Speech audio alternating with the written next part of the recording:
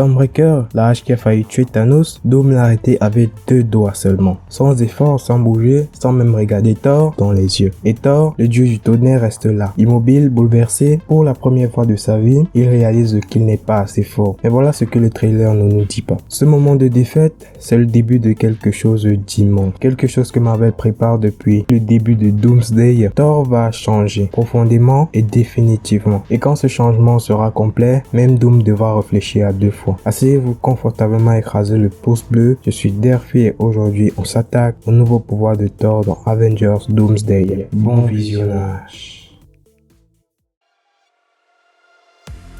Dans le premier teaser de Doomsday, un moment échappe à beaucoup de monde. Thor, seul, dans la forêt, Stormbreaker planté dans le sol, la tête baissée, il prie. Pas un cri de guerre, pas un discours héroïque, une prière silencieuse, désespérée. Je cite, « Père, donne-moi la force des Allfathers, une dernière fois. Pour elle, pour Love, sa fille adoptive. » Et ça, c'est beau. Le dieu le plus puissant des 9 royaumes qui s'agenouille pour protéger une enfant.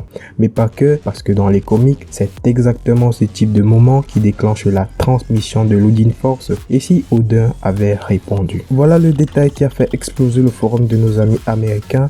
Dans le poster promotionnel officiel de Doomsday, la foudre de Thor n'est pas bleue, pas blanche, elle est orange. Une couleur jamais vue sur Thor en 15 ans dans le MCU. Dans les comics, l'Odin Force se manifeste visuellement par une énergie orange et dorée, la signature visuelle du pouvoir des Allfathers lui-même. Marvel ne change pas la couleur de la foudre par hasard. Chaque détail visuel est intentionnel. Cette foudre orange, c'est la confirmation visuelle que Thor va recevoir l'Odin Force dans Doomsday, une anomalie dans l'histoire du MCU que personne n'avait remarqué, et pas que, parce que l'Odin Force n'est pas juste une foudre puissante, c'est quelque chose de fondamentalement différent. L'Odin Force, le pouvoir du Allfather, l'énergie cosmique qui gouverne les 9 royaumes depuis des millénaires. Concrètement, Thor peut déplacer des planètes, accéder à une magie runique capable de manipuler la réalité et résister à des attaques cosmiques qui détruiraient n'importe quel autre Avengers. Mais pas que, parce que la version ultime de Thor avec l'Odin Force, c'est Rune King Thor. Pour y accéder, Thor a sacrifié ses 2 yeux dans les comics,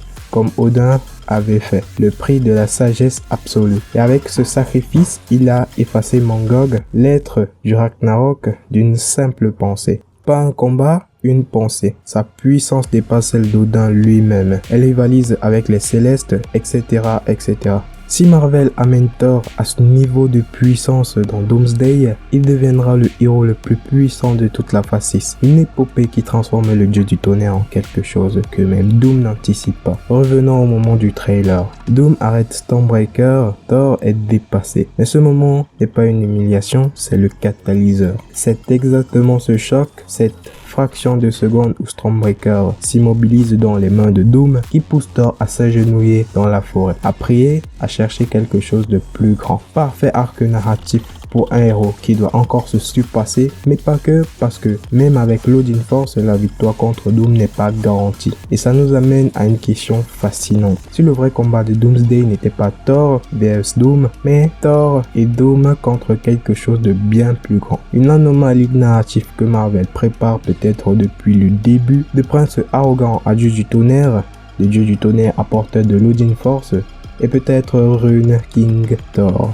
Voilà le voyage que Marvel prépare pour Chris Hemsworth dans Avengers Doomsday. La foudre orange ne ment pas, la prière dans la forêt ne ment pas, les comics ne mentent pas. Thor n'est plus le même et le MCU ne sera plus jamais le même. Avengers Doomsday sort le 18 décembre 2026 et nous, on sera là pour tout décortiquer. Et dites-moi, si cette vidéo vous a plu, pensez à mettre un gros pouce bleu, à vous abonner et à rejoindre ma communauté qui explore les anomalies des univers. N'hésitez pas à me dire en commentaire, Thor avec l'Odin Force peut-il tenir tête à Doom? Commençons le débat, je vous attends juste en bas. Un grand merci.